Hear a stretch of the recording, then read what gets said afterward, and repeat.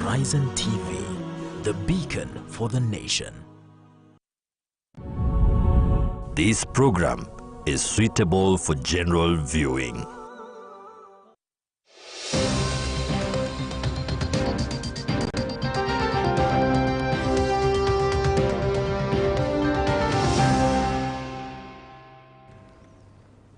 It is yet another Friday that we meet here at Horizon TV. Assalamu alaikum wa rahmatullahi wa barakatuh. I hope you are having a wonderful Friday morning. A very good morning to you also. My name is Zamzam Ahmed and this is the Muslim Insight, a show that brings to you weekly news updates as well as impactful conversation. Again, I'd like to urge you to join me in the second segment as we endeavor or as we talk about what has been happening throughout the week. But before that, since this is the first segment, let's get the headlines.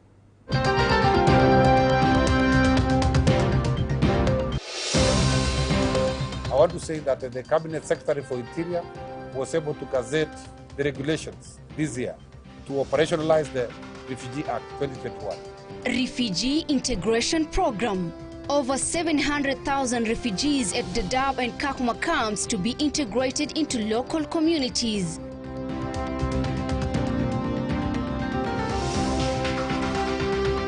We must stand up to drug and substance abuse and deal with it. War on Muguka. Government reaffirms its commitment in fighting drugs and substance abuse in the coast region.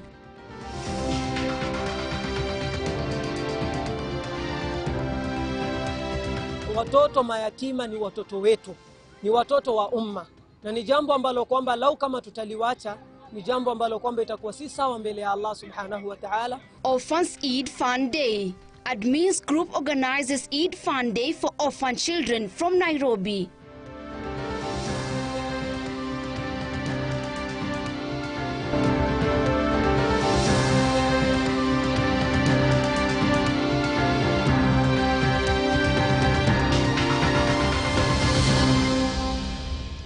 Thank you so much for keeping it at Horizon TV. My sign language interpreter is Mariam Jamaluddin. Now on to our top story is that the government has pledged to work with all leaders to liberate the coastal region and other parts of our country from drugs and substance use. This is after a meeting at State House, Nairobi with President William Ruto and coastal leaders who agreed to form a committee of professionals to look at the issues touching on Mira and Muguka. The coastal leaders called on President Ruto to declare Muguka a national health security threat. President William Ruto on Monday this week met with the coast region governors drawn from Mombasa, Lamu, Kwale, Kilifi, Tana River and Taita Taveta at State House in Nairobi to deliberate the way forward following a ban on Muguka. The 6 governors, led by the Mombasa County Governor Abdul Samad Sharif Nasser, while defending their move, urged the president to declare the crop a national hazard. Tumekuja hapa kushirikiana jumuiya ya Pwani, kushirikiana na wenzangu wa Pwani ili kukubembeleza, kukuomba Rais utuhurumie. Maana yake tumekwenda kusikiza kina mama kuhusu Muguka, inasikitisha. Mtu anasema, mama anasema, kuna mama anasema mbele yetu, unakaa unamngoja mumeo mpaka saa 8 za usiku hajaja unalala. Asubuhi umeamka yeye ndo amelala. Hata kama pengine una gora ya leso umekaa nawe hana pesa ya kununua, anaenda kuiuza, mume anaenda kuuza. Sasa wewe mama ndo umekuwa unalea watoto, unafanya kila kitu. Ndoa zimevunjika nyingi. Sisi kama viongozi ambao tumekuja kuwakilisha wengine ni kuwa tunasema hatutaki Muguka ndani ya Pwani. Na sikuwa hatutaki tu, hatutaki kwa sababu uko na madhara. Kuna madhara ambayo yamejionesha waziwazi, si hali ya kuficha. Na kama paka mtoto mdogo anajua madhara ya Muguka, hii ni kumaanisha Kenya nzima inajua. Na madhara zaidi, wale wenzetu ambao pia wanakuza Muguka, tena wanarudi na wanaongeza vitu zingine, madawa mengine katika huo Muguka. Wamefanya kama ambaye coast ni dumping site ya madawa yote. Wanaleta Muguka wenyewe tayari ni mbaya, alafu unapulizwa madawa ambayo yanazidisha kuharibu afya ya yule mwenye ana consume. The leaders pointed out studies conducted by various institutions such as the Mombasa Women Empowerment Network, Mental Health Treatment and Rehabilitation Center, Reach Out Rehabilitation Center, Port Reed's Hospital, and the Nakada Rehabilitation Center that have revealed a concerning trend. The danger we have today, if I build a school, in the next 5 years, I have to build a school and then a rehabilitation center. That is the danger we have at the coast. Kwa sababu Mogoka, people look at it kama uraibu, but it is more than a psychotropic substance. Inazidi madawa ya kulevya. Unajua ile madawa ya kulevya, unapata kidogo hivi, unakuwa juu. Ile unakula nyingi na iko rahisi. So, you know, they consume more than hiyo madawa ya kulevya because of the quantity and the price. In recent years, Mombasa has witnessed increased crime associated with Mogoka-bred illness, irresponsibility, wastage of household resources, and the problem of addiction. Kusema kweli, madawa ya kulevya yametumaliza sisi watu wa pwani. Vijana wetu wanamalizika. Sababu vijana wakitumia ile madawa ya kulevya, mfano Mogoka yoyote, madawa ya kulevya, vijana wale hawaoi, jambo la kwanza. Ikiwa ni wavulana hawaoi, na ikiwa ni wasichana hawaolewi. Hili ni jambo ambalo si la mzaha. Inamaanisha baada ya muda mfupi tutakosa hata wafanyikazi katika nchi yetu ya Kenya. Itabidi tuwe kama nchi za Waarabu, ndugu zetu Waarabu kule, wakitaka wafanyikazi mpaka waagizie kutoka nchi nyingine. Na hili si jambo zuri kwamba hapa nchini Kenya tumekosa wafanyikazi au wasomi. Sababu vijana wale ambao wanatumia madawa ya kulevya wanakataa kusoma mapema. On his part, President Ruto underscored the need to liberate a coast region on other parts of the country from drug and substance use. We agree, whether it is heroin, whether it is cocaine, whether it is all the other substances that have a problem that lead to addiction, that lead to citizens being less than the human beings they are supposed to be. We're all united as a people, as a country, across religions, across communities, across counties, that we must stand up to drug and substance abuse and deal with it. The president meeting with the coastal leaders followed a similar meeting with the leaders from Embu on the ban of Mogoka. Reporting for Muslim Insight, my name is Vincent Okeke.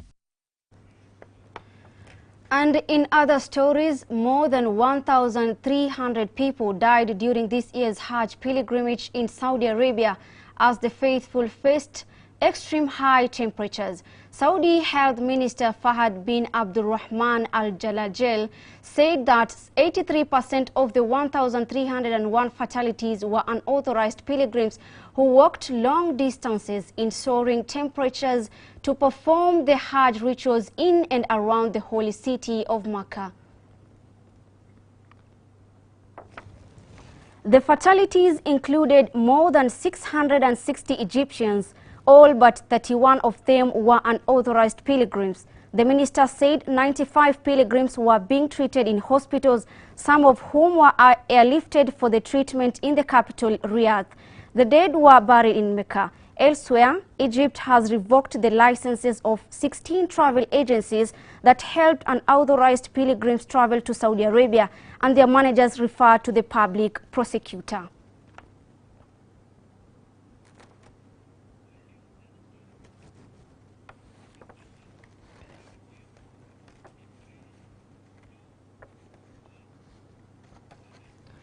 Moving on to other stories is that over 700,000 refugees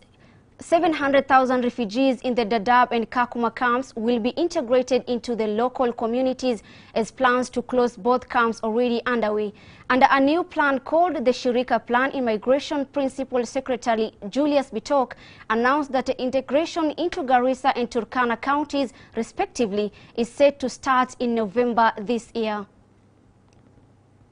According to the Immigration Principal Secretary Julius Bitok, the plan will be implemented in a collaborative effort involving the national government, county governments of Turkana and Garissa, the UN, and UNHCR to enhance infrastructure in Dadaab and Kakuma refugee camps. In terms of the resources required, the $943 million, I want to say that this money will come from different partners and different donors, including the private sector, including governments, including multilaterals. So it is not like this money is only going to come from the governments alone.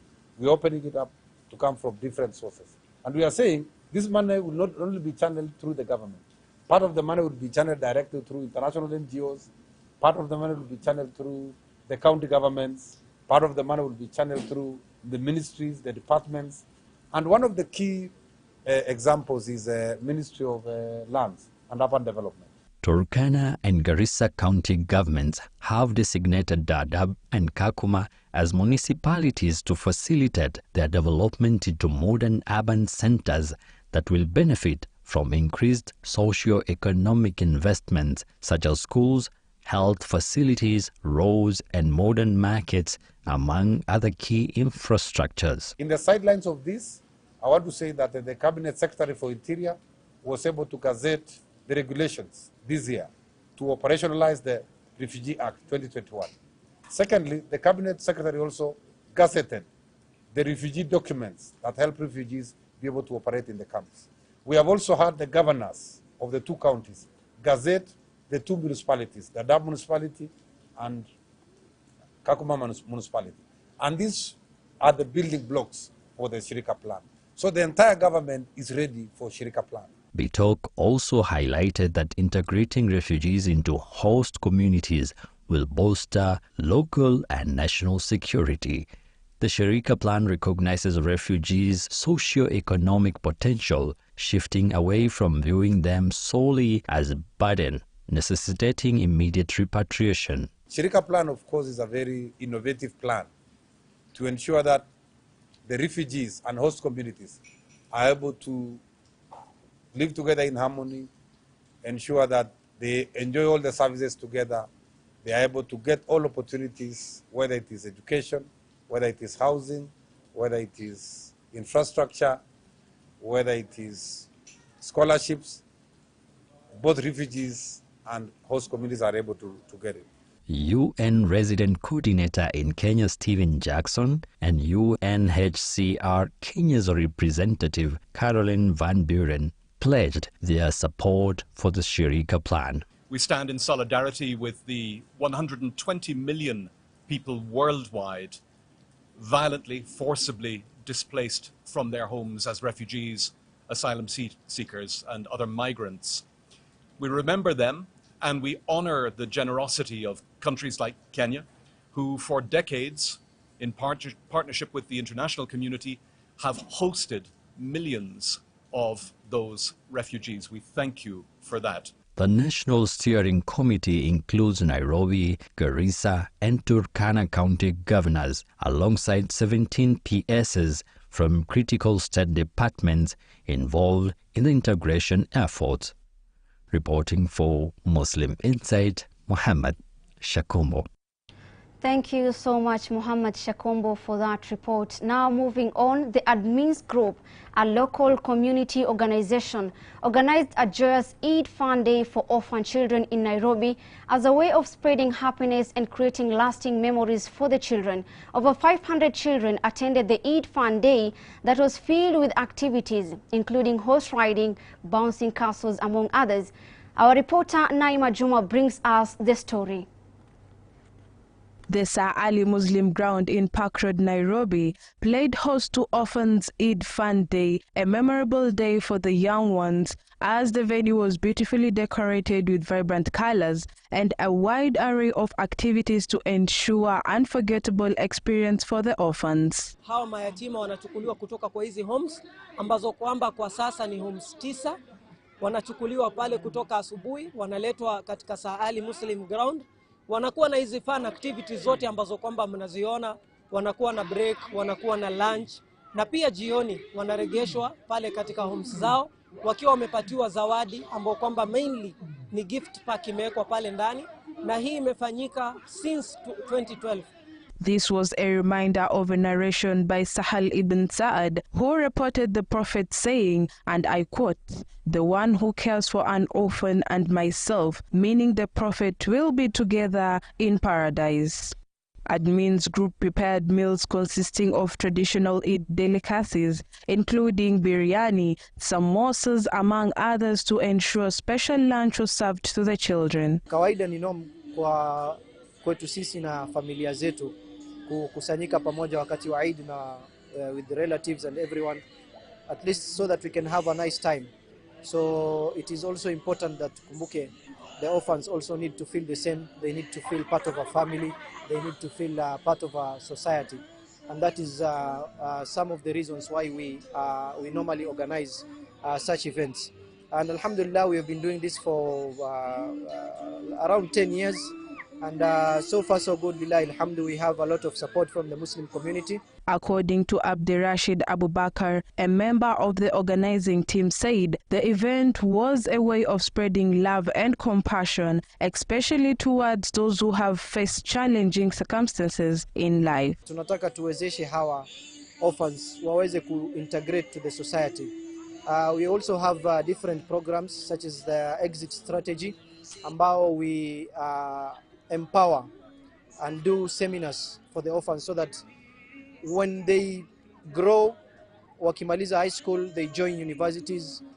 We do career guidance and everything so that we make sure at least watoke kwa hizo homes so that they can also go and give back to the homes ambazo wametoka. So inshallah, this is something that we are also looking into.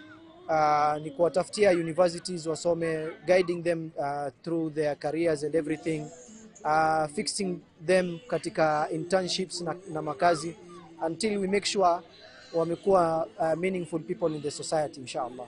The Eid Fun Day stands as a shining example of the power of community engagement and compassion towards those in need. If we find any child with any issues that need to be seen by a consultant, we have the admin group of Al-Amin Masjid.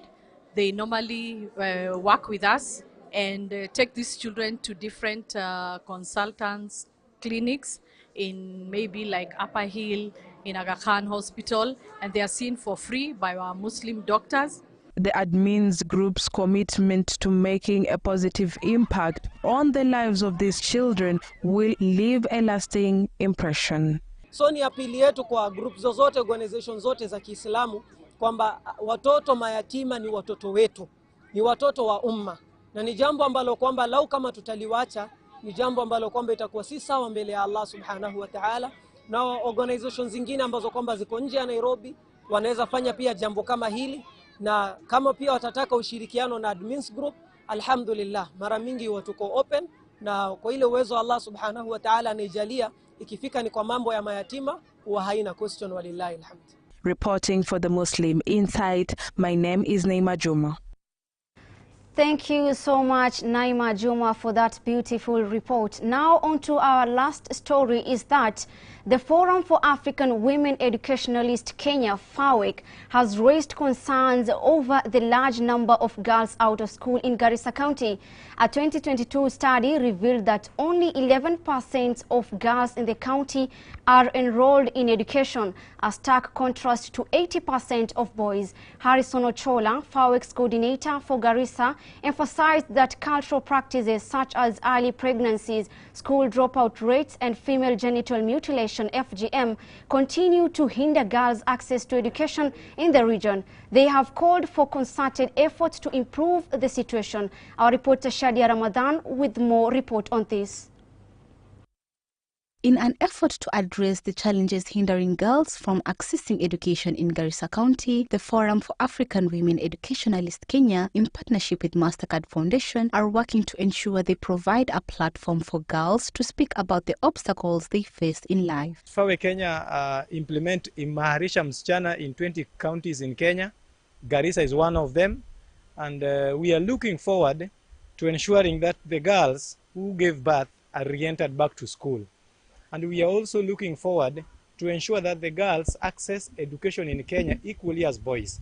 Also, we engage men and also boys outside there, because we believe that when you are empowering girls, you cannot empower them in isolation without involving boys. So we bring boys on board, and also trying to mentor the boys and empowering them to ensure that they embrace girl child education, they support their fellow girls, and also to access education. Anne Kamau, a teacher at Iftin Girls Secondary School and patron of the Tuseme Club, highlighted how these initiatives empower girls to discuss issues openly, including distributing sanitary pads to disadvantaged students through programs like CC program. Through HorizonTV Kenya, we've managed to help the learners express those problems, and they've also been able to sponsor a few of the students who are experiencing the challenges, especially on matters to do with the school fees.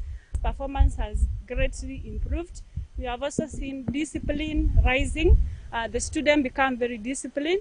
We have also seen the spirit of cooperation. The student can be able to cooperate with the student, with the teachers, and they can be able to learn more. And the school administration also has greatly helped the students who are very needy. Some of them, they miss school because of issues such as lack of pads. According to students in different girls' secondary schools, the clubs have enabled them to confront challenges such as early marriages and societal pressures, fostering a supportive environment where they can advocate for their rights. Ningependa pia walete ambaye a space where the student right directly goes to the coordinator without passing the teacher. Because ikipasi kwa teacher, mwalimu anaweza kuwa anaona na akisoma inaweza kuwa inaleta shida, lakini mwanafunzi akiandika na iende directly, at least we can pass our message directly without informing others or other people. If we will be able to be exposed to scholarships after we are done with our high school, so that I am able to grow educationally in future, so that I can be able to go to university and stuff if maybe our families are not able to. Zainab Abdullah, a teacher at Garissa School for the Deaf, emphasized the additional challenges faced by girls with special needs, stressing the importance of tailored support and resources like computers and Wi-Fi to facilitate communication through sign language. Unajua kwanza kama hawa watoto wetu kuna shida ya language, wao wanatumia sign language. Sasa hata mtu wa nje ambapo hajui kuwasiliana nao inakuwa ngumu.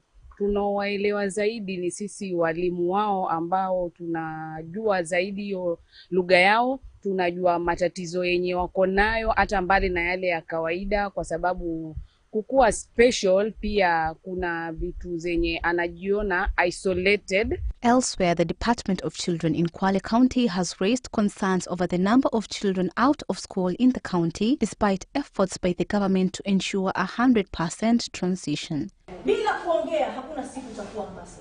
High teenage pregnancy cases remain a pressing issue in the country. Data from the National Syndemic and Diseases Control Council indicates that 254,753 adolescents aged 10 to 19 visited health facilities for antenatal care in 2023. Teenage pregnancy, alongside HIV and gender-based violence, poses significant challenges for youth in Kenya, with the government seeking to eradicate them by 2030. Shadia Ramadan for Muslim Insight. Thank you so much, Shadia Ramadan. Now that report brings us to the end of our first segment of the Muslim Insight. Join me in the second segment as we have a conversation on the Friday Bulletin Review that at least has covered on what has been happening throughout the week. Stay tuned.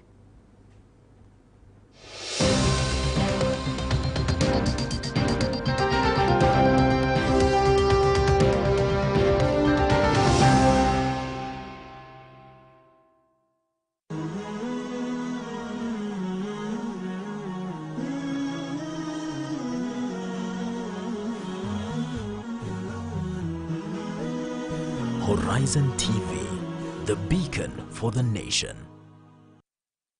أعوذ بالله من الشيطان الرجيم.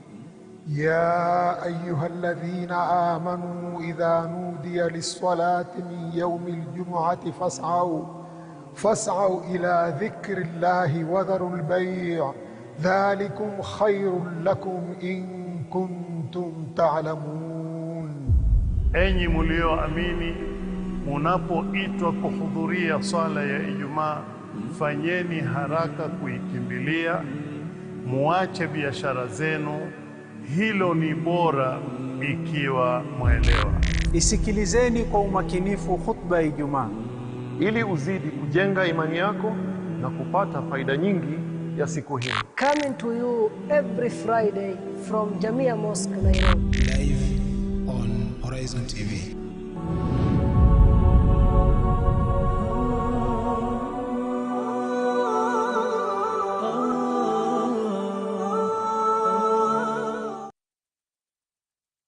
Verse of the day.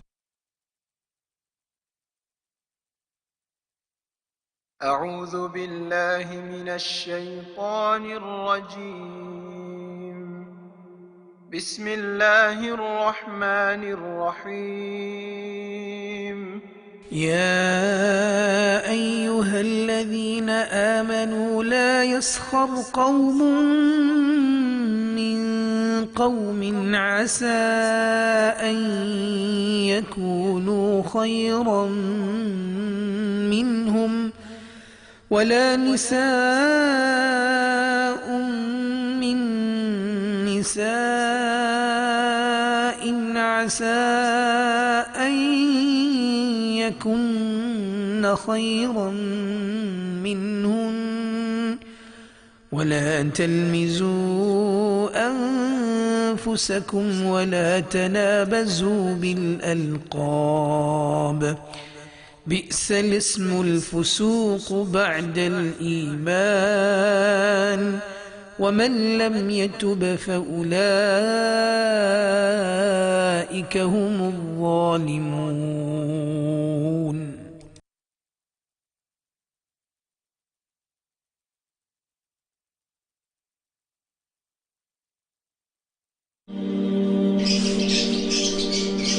Kiumbe dhaifu lakini jasiri. Alitunukiwa sura nzima, sura inayompa daraja yake inavyostahiki. Sharti ajigambe. Naam, na pepo ipo chini ya nyayo zake. Mpamba nyumba na nyoyo za wapendwa wake. anayebeba majukumu yake pasina kupinga. Mtazamaji, je, unamfahamu anayezungumziwa? Bila ya kusahau hadhi yake na haki zake. Ungana nami Rahma Swaleh na Sheikh Juma Amir tukuelimishe na kukupa mwelekeo katika maisha ya ndoa kwenye kipindi Dira ya Mwanamke, kila Jumapili saa 2 usiku majira ya Afrika Mashariki ndani ya Horizon TV. Inatia hofu kuwazia siku ya kiyama lini. Kuna tofauti gani baina ya alama ndogo na alama kubwa za kiyama? Kiyama haitasimama mpaka muone alama 10. Hizi alama 10 kuna zingine ni hatari zaidi kuliko zingine, na zikija zafuatana na ni alama za kushtua. Inatia wasiwasi, ewe mja, ujiandae. Kwa nini? Tahadhari kabla ya hatari kufikia ukingoni. Huyu Masihi Dajjal ni nani? Inna Dajjal mamsuhul ain. Huyu Dajjal kana kwamba hana jicho moja. Ad-Dajjal ni kiumbe wa shari ambaye Mwenyezi Mungu Subhanahu wa Ta'ala hajajalia mtume kuja katika ardhi hii, mtume yote ila aliwakanya watu wake kuhusiana na Dajjal. Mwenye kutambua dini hasubiri kiyama. Wamefaulu waliojisogeza kwa Maulana.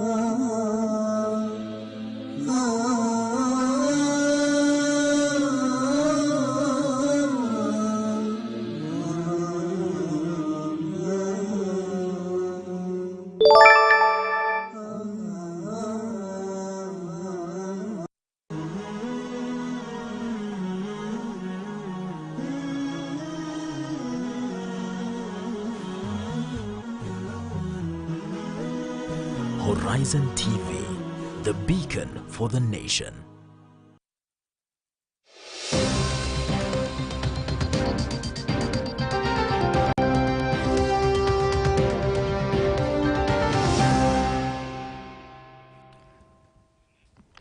Assalamu alaikum wa rahmatullahi wa barakatuh. Welcome back and thank you so much for keeping it at Horizon TV. This is our second segment, and as usual we normally engage ourselves in impactful conversation. Today's topic is all about the Friday Bulletin Review, and in studio I am joined by our famous Sheikh Salim Charo. Assalamu alaikum wa rahmatullahi wa barakatuh. Wa alaikum salam wa rahmatullahi wa barakatuh. How are you doing this I'm good, morning? alhamdulillah. My Mashallah. famous. Thank you. You're very known. You're a known figure out there, right? Alhamdulillah. Anyway, welcome to Horizon TV. I know this is not your first time, Alhamdulillah. but as I've mentioned, we are going to have a Friday Bulletin Review. At least we talk about what has been happening, what has been featured on this Friday Bulletin. And according to our, or maybe on our front page of the Friday Bulletin, we can see it's all about police criticized for brutality in handling of protest against finance bill. And before we talk about the police criticized for being brutal and in terms of handling the demonstrations, maybe what's your take on demonstration? I think it's that's a provision in the Constitution of Kenya. It's only that whenever people get to the streets, government never take it lightly. But it's a provision, and we've seen previously, just the other day we had a protest by doctors, and they were peaceful. So it's only that now this one concern now the general public or the citizens, and they decided the way to express themselves, they get into the streets. So I don't see any problem as long as it's well organized and there are no chaos, there's no mugging and so on, and destruction of properties and so on. And we've experienced the same in the other week. And see, you know, it's labeled that the Gen Zs, of which I don't, because to me this is, I think this is a concern of all the Kenyans. But you remember the past two demonstrations, you know, they were only armed with their mobile phone or smartphones. So all they did is that they just wanted to show the whole world that we are here, we are protesting against the finance bill and so on. But despite, and it was more so peaceful, you know, until, you know, police came in and, you know, start, firing tear gas at them, and until now the fatal one that was on the other day. Maybe let's talk about peaceful demonstration. Maybe what are the specific regulations or laws governing peaceful demonstrations in our locality, in our country?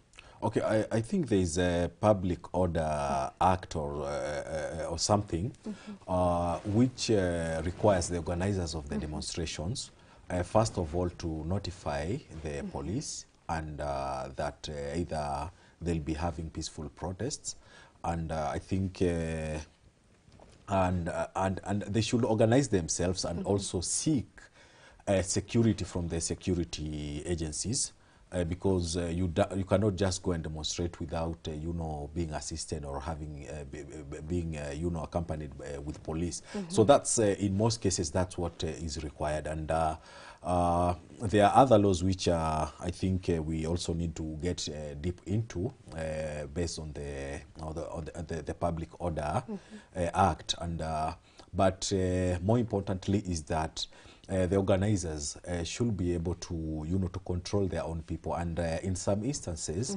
it gets a bit challenging, because, you know, the magnitude of the protester that we saw the other time could be a bit challenging to control them. But it can be done. I don't see any other problem. Because we've seen such protests in countries like Egypt when they were demonstrating at the Tahrir Square. It was more so peaceful, and just you know, when you group your own people and, you know, you know how many people you have, and you know, at least you are able and have that kind of you know, you should know who are intruders, and you know what the president pronounced as goons.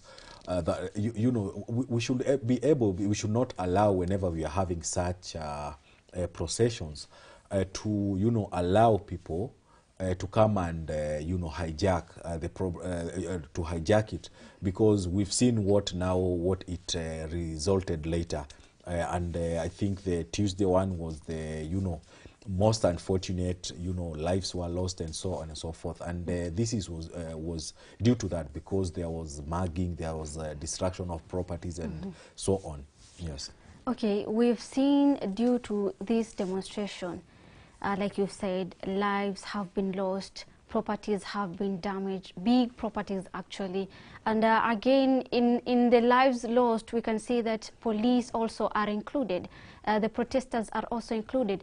Those who are not also protesting are also included. Maybe let's talk about the Bill of Rights. What does the Bill of Rights say about demonstration in our country? Yeah, it's as I earlier said, it's a provision in our own constitution, and we have a right also to raise our voices, and you know, to express ourselves. And when it gets to a point where now we are, you know, things are done in a manner that you know, the general public feels like you know, these. Feels like you know, this is getting too much, and whenever they look for there are no avenues you know, to express themselves, this is what resulted to people, you know, coming out on the streets, because you know, the bill was there. I believe we will talk about it later, and you know, during the stages it underwent, and the things how they were done, and they got to a point where that they felt that we have our representative who are supposed to represent us, and they are not listening. This also, you know, this is what eventually made you know, people to come and now publicly you know, express what they think about the financial bill, and eventually now when the police comes in, you know, it's as if that we are being silenced. You know, we are not being allowed to express what we are feeling, yeah, and stuff. Okay. Yes. Let's look at the forefront, the front page of the Friday Bulletin, because it's all about demonstrations, yeah. Yes. But you can see that police have been criticized for brutality in handling the protest, in handling of protest against finance bill. How would you, or what is your take on how the police were handling the demonstrations and the protesters? Yeah, in fact, that was police brutality, and I don't think at any point we really needed snipers, because you know, these were peaceful protesters. And one thing I would say, and this you know, the words that I'm going to use, because this is Kenya, and the goons, the organized you know, group, and whoever hijacked there are people, we know what politicians do, and I think that was a deliberate thing that was done so that it may turn out the way it turned out, to justify that the protesters were not peaceful. But I do not see any I do not so police used excessive force, because these people were unarmed, number one. The only weapon they had was you know, was smartphones, number one. And secondly, you would see these people they were carrying Kenyan flags. Secondly, they were carrying water. Instead, they were tear gassed. You know, in fact, they sought for, you know, safety measures, rather than, you know, I did not see at any point where the protesters, you know, had, you know, were casting stones, where they had, you know, any weapon that indicated that these people were going for, you know, for something, for chaos or so. But I think whenever there was, wherever there was, it lacked, you know, I think the extent that the police would have gone is the use of tear gas. But also the use of tear gas was unnecessary because these people were just chanting. They are just chanting that they do not want the finance bill. And, you know, things escalated when, you know, things were hurriedly done. In a record, I think less than 2 hours, and the bill, you know, passed the second or I guess the third reading, and eventually that's how the bill was passed. And this is what, you know, agitated now the protesters, and it made them now to head towards the parliament. But more so, what I believe, it was also to express themselves. But what we will say, you know, there was that breach which was unfortunate.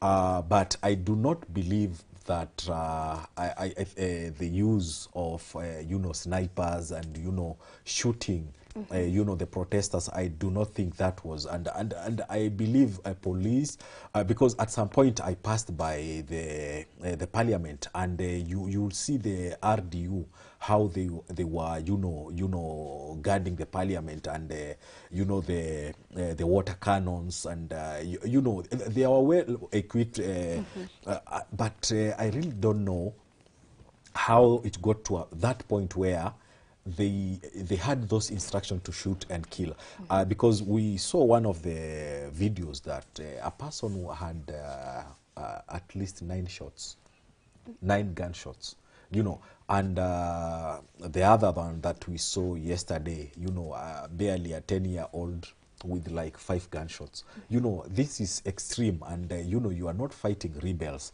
You know, you are not fighting. These are unarmed and peaceful protesters, and I think this is the time that our police forces, I believe they are one of the well-trained in this region, and there is an alternative way of handling the protesters, but not in this extent. And also talking of, I think I should also bring in the issue of bringing the military. I think that's an irony, and I do not see any need of deploying the army personnel to curb the protest. We have had protests before. We have had protests before. Last year we had protests. During the regime, the other regime, we had protests. At no point we've ever seen, you know, the army deployed to curb the protests. I think the one that I remember, it was in 2007, 2008 when things, you know, went south. Yeah, and that was, to an extent, it was justified. But at the point, and people expressing their, you know, their voices, and you know, protesting against, because this is a punitive, you know, a punitive bill that you know, people are already struggling, people are already, you know, and then you proposing more as if you don't know who you are ruling, you know, and stuff. Yes. Okay, thank you so much. You know, I've heard so many people saying that this is Mau Mau season 2. Okay, to you, our dear viewers, what's your take on what has been happening throughout the week, this week, even last week? We've seen that properties have been damaged, including the properties of the protesters, imagine. Maybe what's your take on these things? What can you say about it? Share your comment on our number below on your screen. You can also follow us on our social media handles at HorizonTV Kenya, all social media handles. Let's continue. And all this is all about the finance bill. You can see that President Ruto, during his speech or to the nation, you can see that he withdraws the finance bill 2024. What can you say about that? First of all, I think what we have experienced as a country, I think all this has been brought due to corruption. And yes, we as a country, we were liberated. We had the first liberation when, you know, we were able to govern ourselves.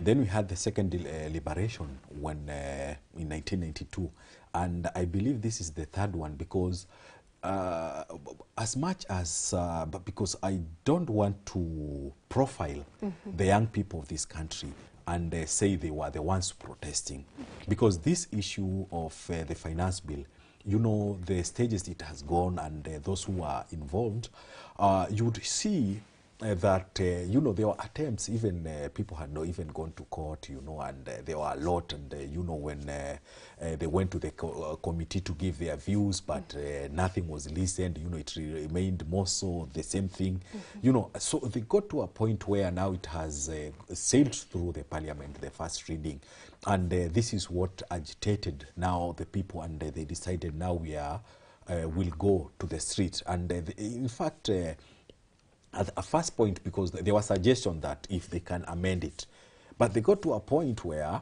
the amendments that were made were shoddy, and this also, you know, made the agitation even to be more, and this is now what resulted in people to get into the streets, and the proposals that were there. So, and now for I've mentioned the issue of corruption. So, and the other thing is we've seen the president, how he has been spending he's been extravagant in spending. We've seen his other recent trip to the US, and even in the proposed bill, you know, some of the things which are unconstitutional to start with, because number one, in the constitution we do not have office of the first lady, so any allocation should not be done. Now they came up with now this is the first time we've had the office of the second lady for the DP. It has also been allocated some funds as well.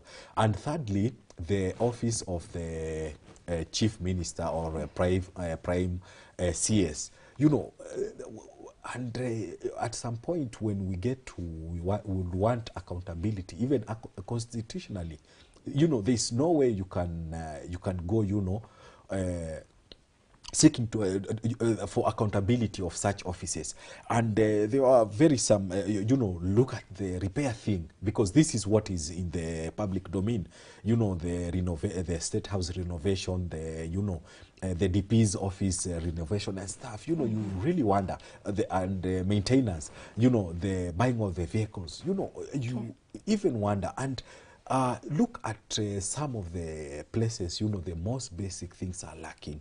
You know, look at areas like Baringo, go to Baragoi, the areas of Samburu, go to the coast, to northeastern. You know, there are a lot of resources that are needed.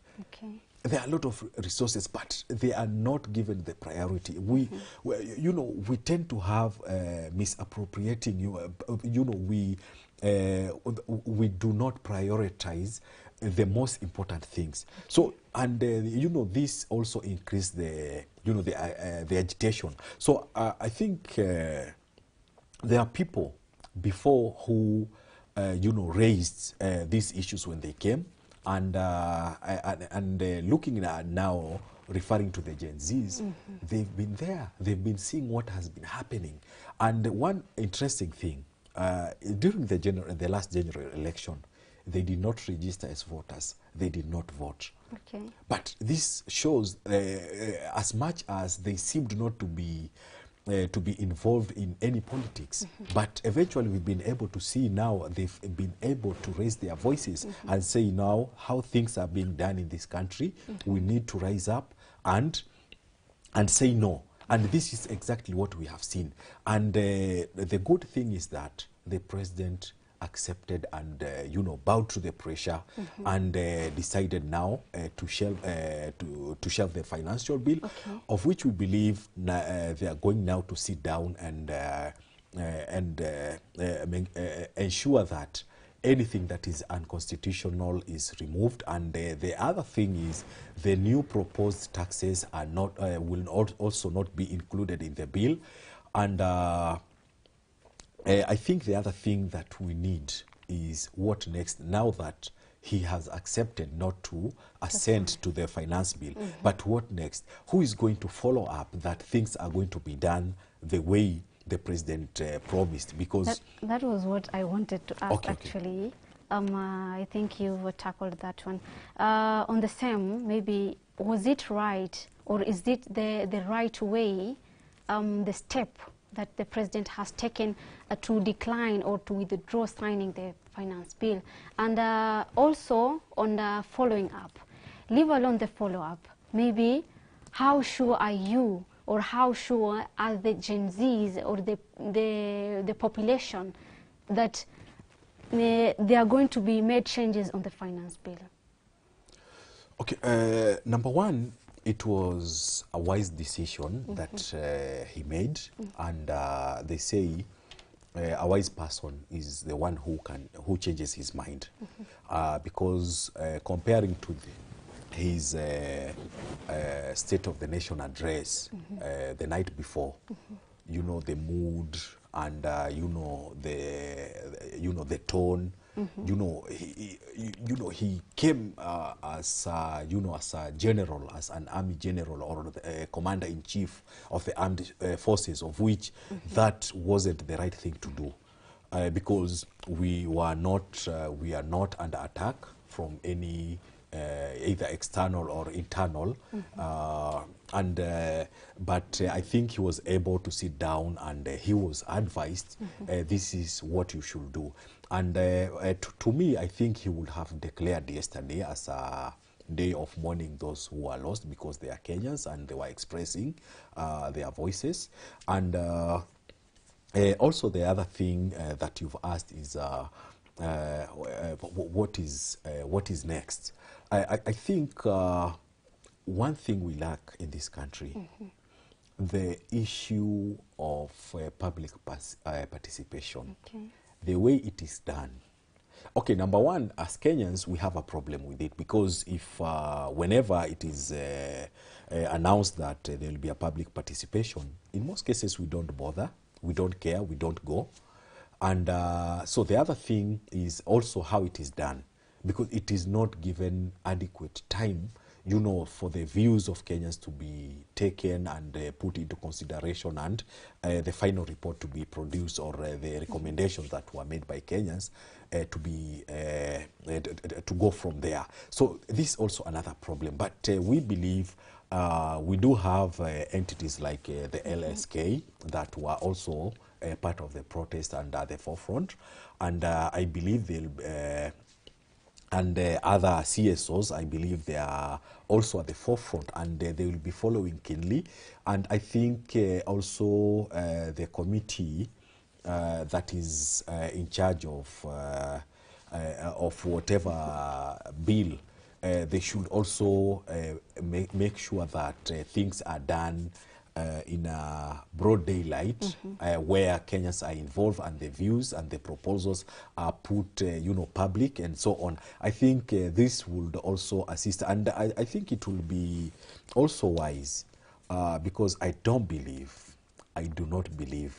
that these Kenyans, I would refer to them as Kenyans, they did not have a leader. Okay. You can see that the majority of the protesters, predominantly the young people of the Gen Z, Generation Z, they're the ones that are doing the demonstrations. Okay, we have so many people who are part of the demonstration. Maybe to leave this on our viewers, what's next? Because these are the people who are doing the demonstrations, right? Yes. Maybe what's next? I'll leave this to you so that you can tell us what's next after all this. I want us to switch gears to other things. Kenya, a country that fights so many things, our war in Muguka, our war in education, girl child education, school dropouts, drugs and substance abuse. Let's talk about the Muguka, the ban of the Muguka. What's your take on this? This is a debate that has been going on since last month for most of the time. I think it's a good and very bold step that was taken by Mombasa's governor, Yeah, we have like six counties. Yeah, I think he led, he started, and the others followed. Yeah. I think, and that's why I would want to attribute it to him. And eventually now the six coastal counties that took the initiative. And what I'm waiting for and what I'm expecting is northeastern counties also to follow suit, and the upper eastern, which are considered to be Muslim counties, Isiolo, Mandera, they should also follow suit, because this is a menace that that is within the Muslim community. And I've ever mentioned during one of the programs here, Tunu La Familia, that in Kijabe, we do not have a single drug. You cannot find a cigarette being smoked in Kijabe. You cannot see any wine and spirits shop. You cannot even hear of prostitution in those areas. Why? Because it's a missionary area that is in Kiambu County. So what happens? What is it so strange when people decide that this is not part of our culture? This is not part of our practices. This is something that is destroying our children, our youth. And then someone says, we are going to lose 7 billion or 22 billion, whichever the amount. You think about selling Mogoka and what you gain from it. Do you ever think of the effects it has brought to the people of these areas? Look at the youth at the coasts. They are not going to school. They have broken families. There are not even schools. In fact, even most governors are, are struggling in, establishing, what do we call, they are concentrating on establishing rehabilitation centers, rather than, building more schools where we'll have our children learn and so on and so forth. So they are selling it to, and in the UN, Mogoka cat generally, it's considered as a drug, and that's why it's not even exported to the UK. In fact, if I'm to talk as a typical Muslim, we know countries like the Western countries, they are the bedrock of all, immoralities. But why is it that a country like America, they do not accept cats to be taken to their country, despite that, everything that happens? So I think this is high time we should think of how we should empower our children and our youth, because you cannot tell us that you want this country to prosper, and yet we have part of this country who are languishing in rehabilitation centers. Where is that future of these people? So I think it's a step that should be taken by the rest of the counties, and the president himself, he should declare it as a, he should ban it in totality. Yeah. I think also on matters of finance bill, like we've seen that many people came together, assembled, so that they can reject it. It's the same case that for the Muguka, we can see that it's leaders who are the ones who are on the forefront to fight for the ban of Muguka and Mira in the country. Yeah, exactly. This is the way to go. We should come together. We should agree as leaders, number one, and ensure that Muguka is banned. Because we just the other day, parts of Ruaka, they used to grow tea and coffee, but when they saw it's not, giving them any benefit, they uprooted it and they constructed houses. So you cannot tell us that Mogoka is a cash crop. Uproot it and plant something that is beneficial to the people. Thank you so much, Sheikh Salim Charo. Because of time, I think we're gonna we're gonna end the show there. But I think we have so many things here to discuss. But due to time, I think that will be enough for today. And to you, our viewers, since there is a lot to know on what is happening in the country, every sector, not only the demonstrations, okay, make sure that you at least get yourself a copy of the Friday Bulletin today so that you can be on the know of what is happening. You can be on the know of the current issues in the country. Until next Friday, same time, same place, inshallah. My name is Zamzam Ahmed. Wa hada assalamu alaikum wa rahmatullahi wa barakatuh.